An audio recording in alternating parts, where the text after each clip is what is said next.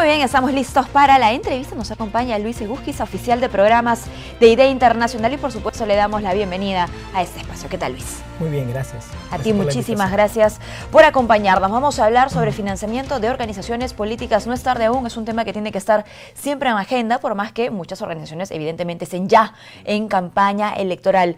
Por un lado, bueno, hemos tenido el año pasado modificaciones a la normativa electoral y este año planteamientos, nuevas propuestas en cuanto a la regulación del financiamiento. ¿Cuál es tu opinión, tu diagnóstico? El año pasado se aprobaron algunas reformas importantes, interesantes. Entre ellas, por ejemplo, está el tema de bancarización de los aportes superiores a 3.000 o 4.000 soles. Sí. Prácticamente una OIT. Y también se aprobaron algunas otras reformas que tienen que ver con prohibiciones. Prohibición de donación de personas jurídicas con fines de lucro, es decir, empresas, está prohibido en el Perú. La prohibición de los aportes anónimos, y también se incrementaron los topes para las actividades proselitistas, es decir, las actividades, bingos, kermeses que hacen los... ¿Cuánto dinero se recauda? ¿Cómo es que se recauda? Sí, ahora el tope es bastante alto porque se ha señalado que una actividad de esta naturaleza podría llegar a costar hasta 1 millón de soles cada una de ellas. Entonces, ahí hay también que aplicar, yo creo que algunas reformas respecto a cómo se regulan estas actividades, que se ha demostrado en el pasado que no han tenido la transparencia suficiente y que más bien han servido quizá para introducir dentro de la campaña fondos, no necesariamente ilícitos, pero fondos que no se podían justificar. Claro, ¿no? Y en todo caso visibilizar que hay ese vacío. Claro, hay un que no permite que las organizaciones políticas trabajen con transparencia, con integridad. Este año se ha discutido, durante la primera mitad del año, crear el delito del financiamiento ilícito. No se ha llegado a buen puerto, y creo que ahí es donde comenzamos a tener problemas respecto a la legislación que tenemos actualmente, que es que no tenemos necesariamente las mejores sanciones, ni un régimen sancionatorio proporcional que sea disuasivo. Entonces, lo que tenemos son multas que lamentablemente la OMPE no cuenta con la capacidad coactiva para...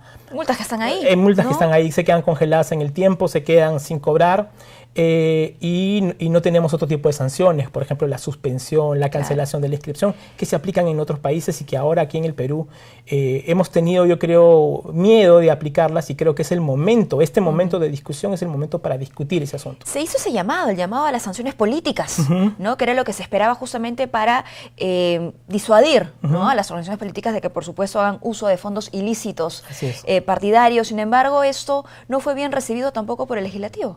No fue convertido en norma, no hubo los consensos necesarios. Se ha pensado que la fiscalización, la verificación puede ser una herramienta de persecución política u otro tipo de justificaciones, pero me parece que en este momento, dada la naturaleza de los procesos y la gravedad de la infiltración del narcotráfico, de las actividades ilícitas en política, es necesario aplicar un marco mucho más que le permita a la OMPE verificar mejor, sancionar mejor y retirar de la política a los candidatos que hacen uso o no son transparentes o no nos dicen quiénes lo financian, ¿no? El grave estado en el que se encuentra la política, ¿crees tú, nos exige tomar medidas, o nos exige a nuestras propias autoridades tomar medidas más radicales? Hay que tomar medidas más drásticas. Me parece que sí es necesario. Esto tiene que, digamos, todo tiene un justo medio, digamos. ¿Cómo haces que esta legislación, que va más por el lado de la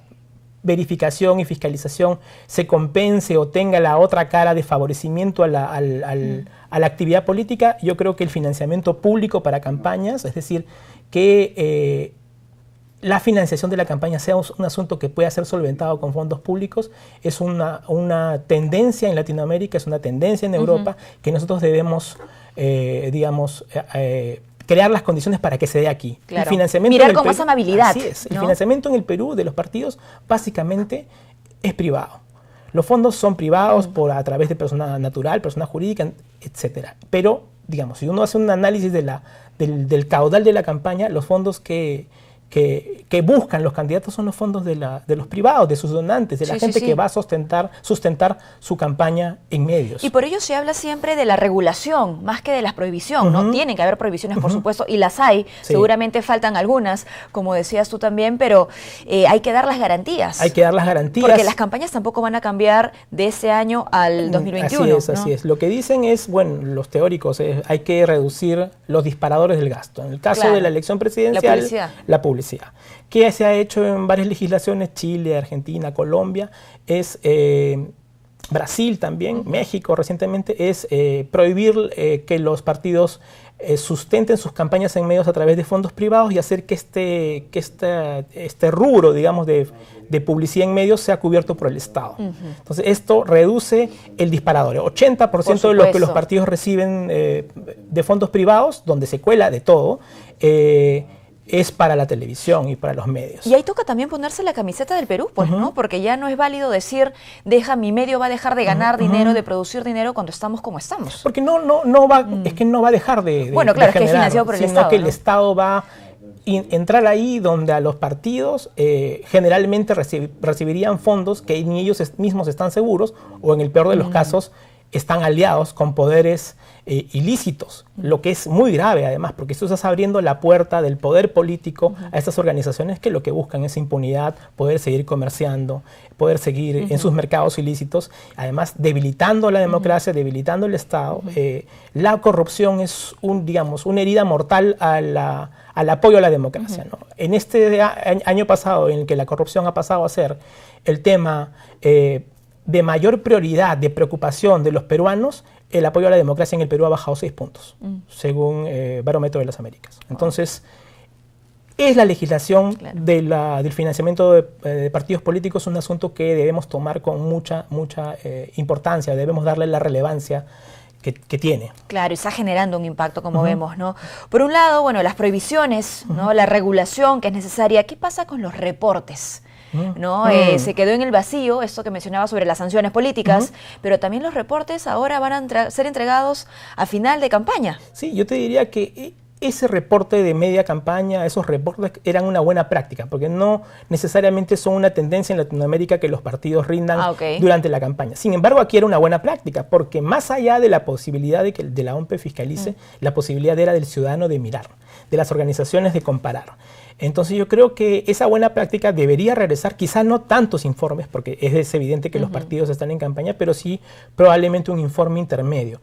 Y con eso, digamos, entramos a la puerta que tú has abierto, me parece muy bien, que tiene que ver con cómo la OMP fiscaliza, cómo la OMP verifica. Lo que tenemos en el Perú es básicamente un sistema que le cree a la rendición que el partido presenta, que básicamente lo que se hace es verificar que el balance cuadre, ¿no? Pero la posibilidad de la OMP para verificar es limitada, ¿no? Porque no puede cruzar información con SUNAT, o por lo menos no la puede usar, si es que la conoce. ¿Y en qué momento empieza quizá un proceso de investigación entonces? Ellos hacen un análisis de los estados financieros presentados. Si hay algo que no está balanceado o una cosa que no es lógica de acuerdo a lo que se ha presentado, se comienzan a hacer los requerimientos. Lo único que la OMP, o entre las cosas que la OMP maneja, es también que ellos hacen un monitoreo de medios. Entonces ellos pueden calcular cuánto el partido ha gastado con la tarifa lo que dice el papel. Exactamente. Y sobre eso sí tienen control. Sin embargo, la multa, la sanción sigue siendo multa.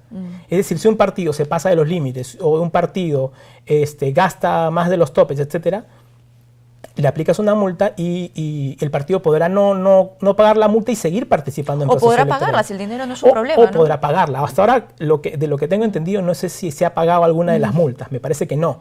Entonces, lo que tenemos pues es una legislación sin dientes. Y creo que ahí debería apuntar el desarrollo de lo que viene, porque creo que los reflectores sobre el tema nos pueden ayudar a buscar los consensos necesarios para mejorar. Muy bien, bueno, ese fue un tema que se discutió con mucho más énfasis el año pasado, ¿no? Previo justamente a las modificaciones que se hicieron en la normativa electoral. ¿Qué les pareció? ¿Cómo tomaron idea internacional que a través del mensaje presidencial el presidente Martín Vizcarra, ¿no?, incluye el tema de regulamiento o regulación al financiamiento de partidos, financiamiento privado de partidos dentro de lo que podría ser un referéndum en nuestro país? Yo creo que es bastante positivo que además de las iniciativas legislativas de distintas bancadas, se haya sumado ahora el Poder Ejecutivo con una propuesta que me parece interesante, ¿no? Ver cómo hacemos para que desde la Constitución haya un tratamiento más detallado de la actividad de los partidos políticos, ¿no? Se ha hablado del financiamiento, pero creo que también hay algunas otras cosas que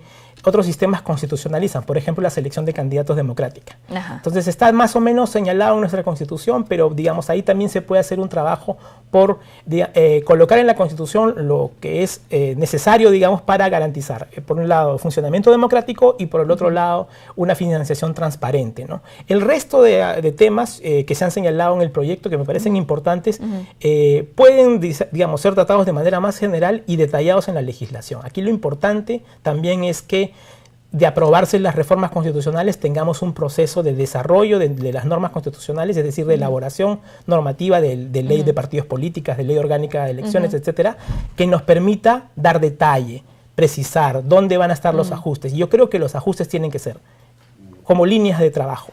Financiamiento público para campañas, mayores sanciones y poder de verificación de la OMP. Me parece que en financiamiento esas son las tres prioridades. Y ahora que hablas de normativa, de ordenamiento, ¿no? De lo constitucional, de lo legal, pienso de inmediato en el código electoral, ¿no? Y la necesidad que tenemos quizá de un documento que justamente sistematice, ¿no? Tantas leyes y tantas normas. Mira, desde IDEA nosotros venimos trabajando hace ya un buen tiempo sobre las recomendaciones de la misión de observación de la Unión Europea. Tenemos un proyecto con cooperación de la Unión Europea y la primera recomendación de la misión fue: traten de crear un cuerpo de normas, traten de generar un código electoral.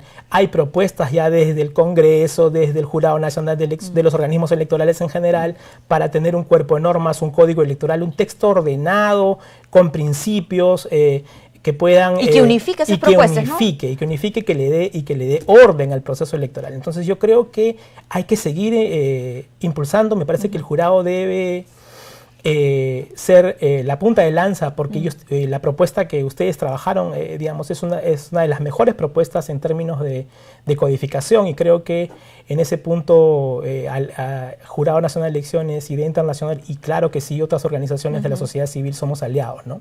Muy bien, y si bien estamos hablando de financiamiento partidario, hay que decir, ese no es un tema exclusivo para juristas, para congresistas, no es un tema que tendría que preocupar a la población. Así es. ¿Cuál debería ser la reacción, el seguimiento que le dé el elector en esas elecciones regionales y municipales justamente a este tema? Yo creo que se tiene que comprender que corrupción implica siempre, en los casos que hemos visto, que es el mal uso del dinero público. Y cuando hay un mal uso del dinero público, en términos, digamos, coloquiales, están retirando dinero de tu bolsillo para colocárselo en sus beneficiarios, en sus redes que a veces pueden ser inclusive hasta redes criminales. Entonces, yo creo que la corrupción y los problemas que se inician con el financiamiento político siempre redundan en reducción de cobertura de derechos fundamentales, ¿no? Hospitales, clínicas, o sea, un dinero de corrupción es un dinero que se pierde para el en desarrollo. Una vacuna, es contra la sarampión, por ejemplo, ahora que o dinero que se pierde en atención pública, en cobertura de agua, de desagüe. Entonces, no estamos hablando de cosas que no afecten directamente a los ciudadanos y ciudadanas. En este momento, IDEA Internacional está llevando algún tipo de acercamiento con candidatas, con candidatos, se está discutiendo, se está hablando sobre financiamiento mientras se desarrolla la campaña electoral. Hemos hecho la semana pasada unos talleres en Lima con colaboración, en cooperación, digamos, con la OMP. Entonces hemos, en los distintos sectores de Lima, hemos realizado talleres para explicar las nuevas reglas.